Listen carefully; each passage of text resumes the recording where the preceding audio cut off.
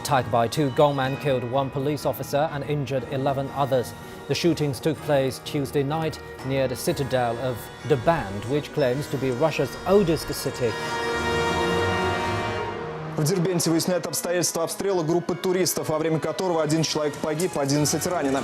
Инцидент произошел ночью. Неизвестные открыли огонь по людям, которые в этот момент находились на смотровой площадке древней крепости Нарынкала. Известно, что скончавшийся молодой человек был сотрудником погранслужбы.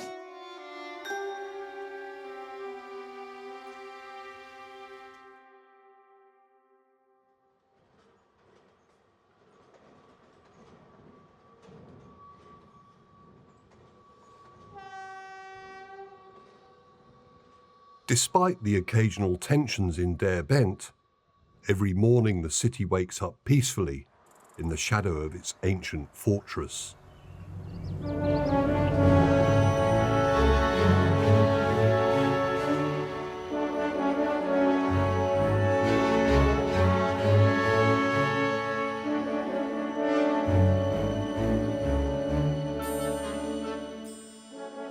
In the 6th century CE, the Persian Emperor Khosrow Anushirvan ordered the construction of the massive fortress, which was once called a wonder of the world. The fortress was accompanied by two defensive walls that protected Derbent from the attacks of northern tribes. It's the largest defensive structure of Sasanian Persia in the Caucasus. Дербент занимал важное стратегическое положение. На Кавказе здесь проходил один из важных путей, который связывал страны севера и юга. Yet the function of the Derbent fortification system was for more than providing protection to the city. It was also to guard the northern frontiers of the Persian Empire in the Sasanian era. The Sasanians considered themselves heirs to the Achaemenids, another Persian dynasty that established the first superpower of the ancient world. The Sasanians represent the last of a long millennial tradition of ancient Near Eastern empires. And along with the Roman Empire, they created a system of interstate interaction that's really, we can see as the roots of our contemporary diplomatic tradition.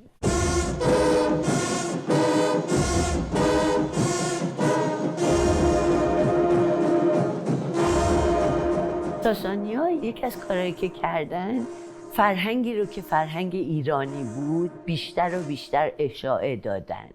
بله، یعنی با ارتباطاتی که با قفقاز درست کردن، ارتباطاتی که با عرب درست کردن، با چینی ها درست کردن، نهایتاً از طریق خاندان‌های اشکانی، اینا همش باعث شد که این فرهنگ ایرانی که داشت متبلور میشد از دوران مادها و هخامنشی‌ها به بعد، این رو باز هم بیشتر اشاعه داد به تمام مناطق همسایه خودش.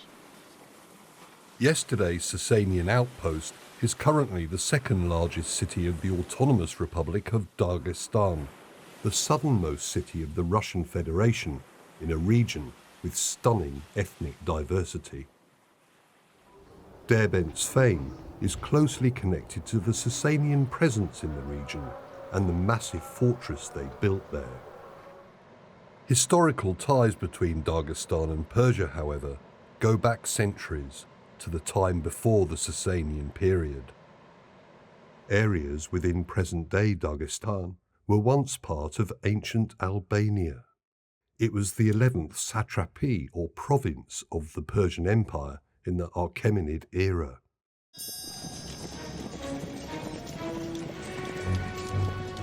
In 331 BCE, in the Battle of Gaugamela, ancient Albanians were part of the army of Darius that fought against Alexander the Great. Following the collapse of the Achaemenid dynasty, Albania seceded from Persia. For around 4 centuries, the area was ruled by local kingdoms. But in the 3rd century CE, the Sasanian dynasty rose to power, and Shapur I incorporated Albania into the Persian Empire once again.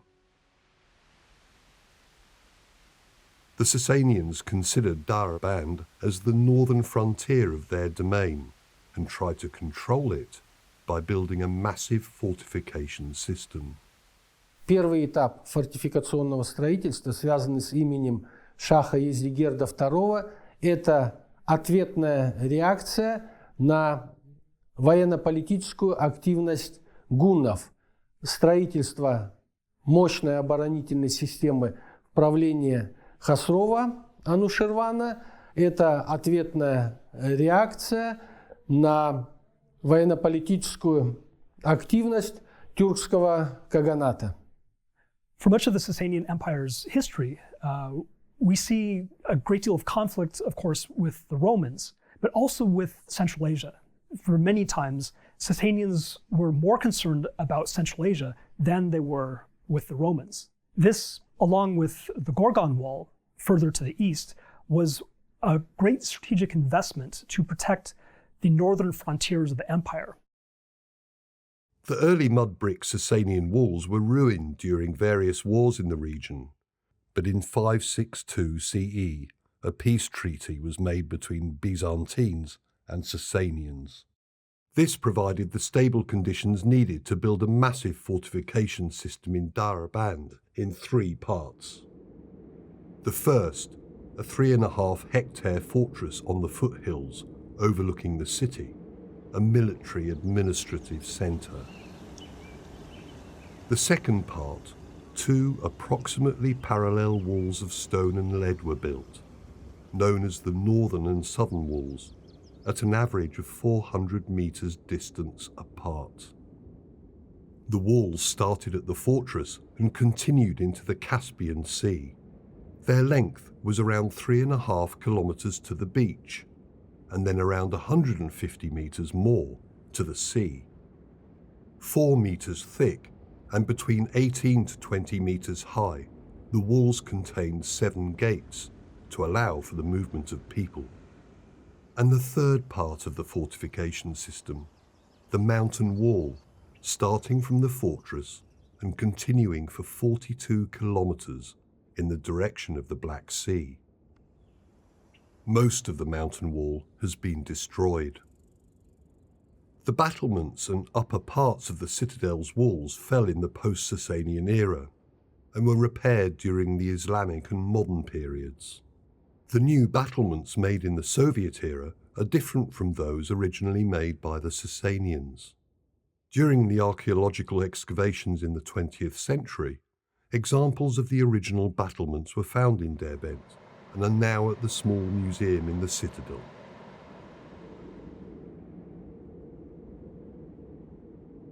Geographically, Derbent is an ideal location for defence. The narrowest area lies between the Caspian Sea and the Caucasus Mountains. The word Derbent also refers to this. It was originally called Darband in Persian, meaning barred gate. This name is mentioned for the first time in 7th century Armenian sources.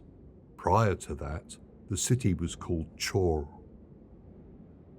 The masonry technique in the Derbent fortification complex is similar to the one used in the Ardugushnasp fire temple, one of the iconic religious centres of Sasanians in Takht-e-Soleiman, located in the Azerbaijan province of Persia. When working as a student on Takht-e-Soleiman, I was of course looking for evidence comparable with the evidence which we find at Takht-e-Soleiman. And the prominent example of this kind of similarities for me I saw in the masonry of the Darband walls. Because there you have a system which actually is in many variations very old, to use a change of long runners, a long block of stones with narrow blocks of stones which reach inside. So you get a very nice pattern of long, short in image on the outside of the wall. And for this reason, of course, I was looking where did we find this? And then at first we came on the example of Derbent wall, and at the same time there was the probability that they both were built approximately at the same time. But we could be sure that the Darband wall was the older one.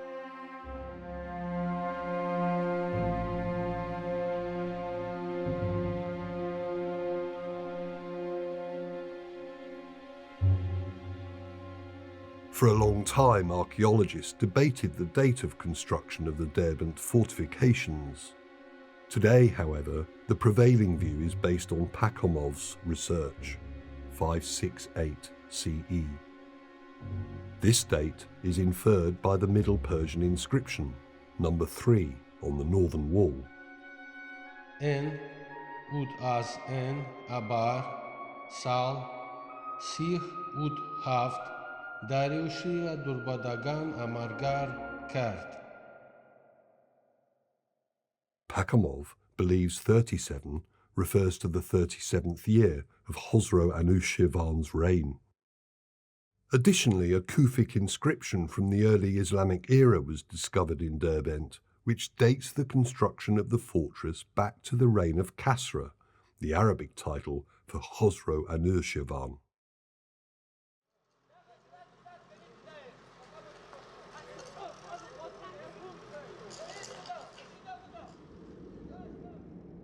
"32 inscriptions from the Sasanian era have been discovered in Derbent. They are in Pahlavi, or Middle Persian, the official language of the Sasanian Empire. The identification of the inscriptions began in 1722, during the Persian campaign of Peter the Great of Russia. He was accompanied by the Moldavian prince, Dmitry Cantemir, who was the first to notice and copy an example. Cantemir was not familiar with Middle Persian and described the inscription as something which is neither European nor Arabic. The remaining inscriptions have been discovered and identified since that time. The Middle Persian or Pahlavi inscriptions of Derbent mark the northernmost spread of the language, the predecessor of modern Persian, the official language of Persia or Iran, Tajikistan, and a large part of Afghanistan. Ну, во-первых, нужно сказать, что среднеперсидские надписи Дербента, они составляют своеобразный анклав памятников среднеперсидской письменности. Они имеют сами по себе уже значительное культурно-историческое значение, как памятники древнего письма, древнего языка, насчитывающего почти 1,5 тысячелетия. Но они несут нам и значительную историческую информацию. Мы знаем имя Амаркара Адурбадагана, Дариуш, знаем, кто финансировал и являлся распорядителем и наблюдателем этих работ. Нам известны имена некоторых архитекторов, которые возводили эти сооружения. Это Мошик и Адургушнас. Derbent's inscriptions are left unprotected, without signage, and exposed to the elements. Some of them are even located on private properties due to recent unregulated construction in the city. Для них должна быть отдельная компенсация, отдельная программа государственная на уровне федералов, чтобы договариваться в оккупации, носить. Но это уже история, я думаю, будущего поколения. Может быть, мы это тоже застанем. The fortifications of Derbent, including the historical walls and inscriptions, were listed as a UNESCO World Heritage Site in 2003. Yet neither the Russian Ministry of Culture or UNESCO have taken measures to protect the inscriptions. Whenever a World Heritage Site is in danger or guidelines are violated, UNESCO warns the state party, but in this case has only submitted a letter of advice to Russian officials with no practical results.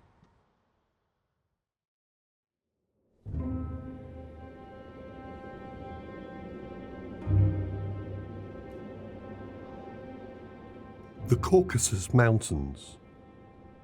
Nowadays, in its dense forests, there is hardly a sign of the Sasanian defensive wall.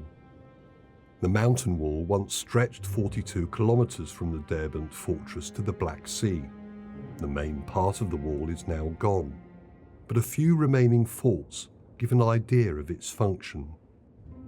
Как известно, вдоль горной стены было возведено свыше 60 небольших укреплений, фортов на равноудаленном друг от друга расстоянии и расположены в стратегически важных местах. И в каждом таком форте нес службу небольшой гарнизон воинов, примерно 20-30 человек. Since the medieval era, the mountain wall has gradually lost its functional importance. Contrary to the Derbent fortress itself, rulers did not continue repairs to the mountain wall, and then, in the 20th century, the site was plundered for materials to use in construction. It was, for me, heartbreaking to see when I went with colleagues who showed me. We drove with a car along the line in the mountains, and you could see heaps of small stones. And then I was told, you see, this is remains because the Soviet government had pulled down all these parts of the stone wall, taken away the big stones, and just the rubbish was left there. So at that time, in the 1950s, actually the wall itself was completely destroyed. Some of these smaller castles are still existing, but the rest is gone. Alexander Kudryavtsev, he was a very powerful man, and he was fighting with local authorities. And then he said to me, look, this chief of the village, that was the man responsible for taking away all the stones from the wall. What can we do? The Derbent fortification is considered the largest defensive complex of the Sasanians in the Caucasus. Alongside the military aspect of Sasanian presence in the region, the social-religious aspects were also considerable. Zoroastrianism was the official religion of Sasanian Persia, and the existence of a dakmar, approximately 500 meters southeast of the citadel, is one of the signs of Zoroastrian presence in the region. Zoroastrians believed that burying a corpse is polluting, so they left the dead bodies in dakmar to be eaten by birds and decompose. Archaeological excavations have revealed that for at least 1,000 years after the Muslim invasion, Zoroastrians lived in Derbent and the dakmar was still used. This was a nexus point for Persian culture and demography in the region. And this is reflected in the medieval tradition. The Darband Name, for example, speaks of the King of Kings Khosrow I transplanting 3,000 Persian families into Darband. And even in later Muslim historiography, we see that there is an important Persian demographic presence in the region.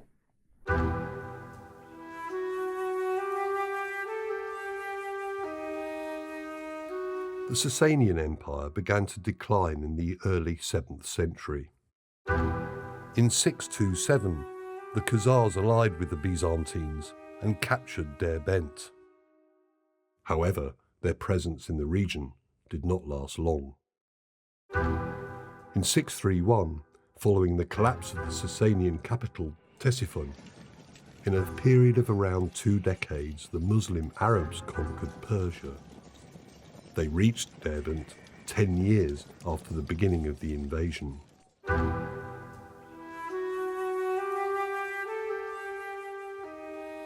The capture of the city was of enormous importance to them, and they renamed Derbent Bab al-Abwab, the gate of all gates. اصولاً ارتباط بازرگانی ایران رو در قفقاز با شمال قفقاز همین منطقه دربند ایجاد میکرد و این منطقه‌ای بودش که در زمان حمله عرب بسیار منطقه مهمی شد برای مهره‌های مختلفی که توی جامعه بین المللی داشتن با همدیگه ارتباط برقرار میکردن. باب الافوا به این دلیل به عقیده من بهش میگفتن. یعنی حمله عرب در درجه اول مسئلهشون کنترل بازرگانیه. During the Arab conquest, the conquest of the Darband fortress represents a symbolic as well as strategic prize for the Arabs. Just like Ctesiphon, which was considered to be the heart of the empire. The Darband fortress represents the outer limits of the Sasanian Empire. So in conquering the Darband fortress, the Arabs could consider that they had conquered the entirety of the empire, at least in the western portion. Muslim Arabs stayed in Derbent for around 150 years. Just as the Sasanians had made Derbent a hub for promoting Zoroastrianism, the Arabs started to Islamicize the area and settled thousands of Muslims there.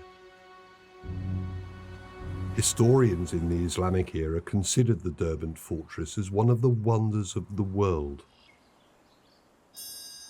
There was also a mosque built in the city that is now one of the oldest in the world, and certainly the oldest in Russia.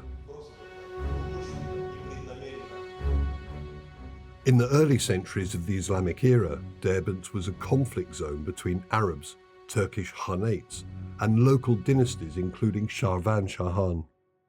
But in 1065, the Turkish origin Seljuk dynasty finally took control of a vast empire ranging from Central Asia to Western Anatolia. They also continued to use the Derbent fortress and even added a massive tower to the southern wall of the citadel. Seljuks and other rulers in the Islamic era left various inscriptions on the Derbent walls. The inscriptions in Arabic or Persian refer to repairing parts of the walls, gates, or simply quote verses from the Quran. No information is available about the original Persian names of the gates. Their current Turkish names, such as Urta Kapi or Bayat Kapi, may have come to use in this era. In the Islamic age, changes were also made to the gates' designs. The lions are among the ornaments which were attached to the gates during that period. The historical names from this period show a close interaction between Persian, Arabic, and Turkish. Even the name of Dagestan, which came to use in the medieval Islamic era, is also a combination of Turkish, Dag for mountain, and the Persian prefix Stan for land.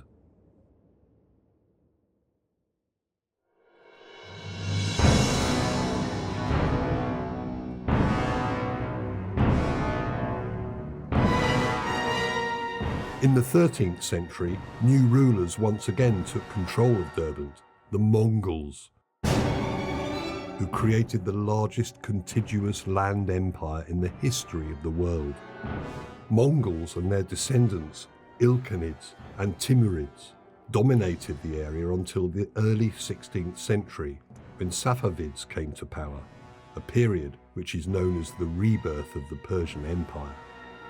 The boundaries returned approximately to where they were in the Sasanian era, and Derbent again became the empire's northernmost outpost. German scholar and geographer Adam Alerius visited Derbent in this era. He drew a famous panorama of the city, including its ancient citadel and defensive walls. Safavids ruled Derbent for over 2 centuries, until the Persian campaign of Peter the Great in 1722. Russians took control of Derbent for 13 years. But to stand against the Ottoman Empire, they needed to be allied with the Persians. In 1735, following the Ganja Treaty, Derbent was returned to Persia. Shortly after the treaty, Nader Shah, founder of the Afsharid dynasty in Persia, came to power. After his death, the Khazar Khanates once again took control of Derbent, holding it until the late 18th century, when Aga Muhammad Khan established the Qajar dynasty and once again incorporated Derbent into Persia. Qajar was the last Persian dynasty that controlled Derbent.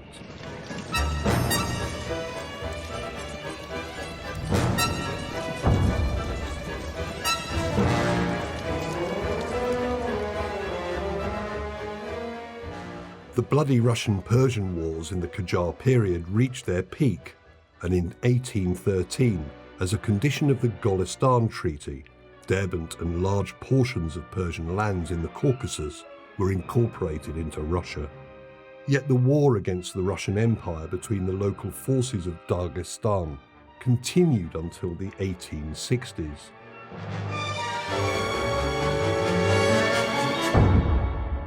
Following Russia's victory, the military function of the Derbent fortress was gradually halted, and it became a solely historical monument. Parts of the fortress and walls were repaired in the Soviet era. Still, in 2020, parts of the wall collapsed due to the use of inappropriate materials. Even now, the Russian signage in the citadel includes several factual mistakes, including the entrance sign citing the history of its creation of 7th century BCE instead of 6th century CE. On the other side, in Persia or Iran, people rarely know about Derbent nowadays, even though it was the northern border of their country for centuries. It lay outside the borders of modern Persia or Iran, and really didn't play a big role in a construction of the modern nation state. On the other hand, within Soviet archaeology, there was a tendency to disconnect what is going on in a Soviet republic to what's happening in the ancient Near East or happening in the Mediterranean. It was somewhat uncomfortable and not quite useful to have this monument connected with an ancient Persian heritage, which had been claimed by the Shah, who was America's best ally in the region. We can look at this from the ways that archaeology has served nation-building interests.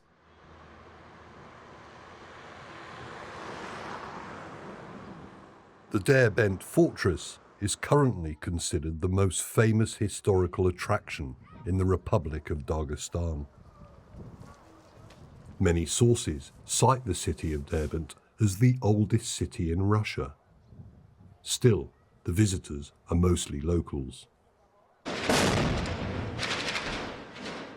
In view of the presence of extremist Islamist groups, most Western countries have warned their citizens not to travel to Dagestan.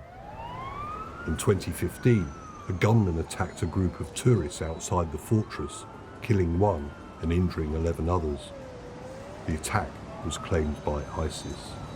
В Европе за один год в нескольких городах огромнейшие теракты произошли, но туристы толпами едут туда. Это никакого препятствия в этом у них нету.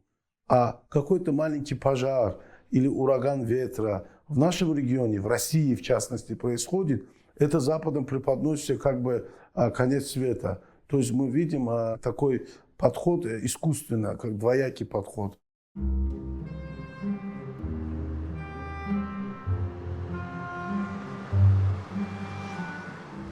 Alongside its historical aspect, the Derbent fortress is now closely connected to local social life.